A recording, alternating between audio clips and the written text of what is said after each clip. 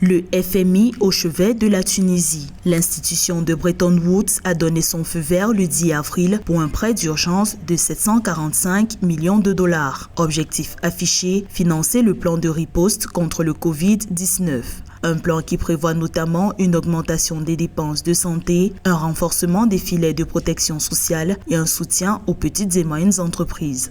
Le financement du Fonds monétaire international appuiera les mesures d'urgence prises par les autorités pour endiguer la propagation du virus et atténuer ses répercussions sur le plan humanitaire, social et économique dans un contexte plus incertain que jamais. Par ailleurs, le financement du Fonds monétaire international garantira un niveau adéquat de réserve internationale qui permettra de mobiliser les financements supplémentaires auprès des bailleurs de fonds. Des bailleurs de fonds, la Tunisie en a besoin, car l'économie est au bord du gouffre. Selon les dernières estimations, elle devrait se contracter de 4,3% en 2020, entraînant de ce fait la pire récession depuis l'indépendance en 1956. Et pour y faire face, le pays devra solliciter des prêts à taux préférentiels, voire des dons. La Tunisie a la possibilité de faire appel à d'autres organisations internationales pour financer sa stratégie de lutte contre le coronavirus dans le pays. Donc il s'agit notamment de la Banque mondiale, de la Banque islamique de développement ou de la Banque africaine de développement.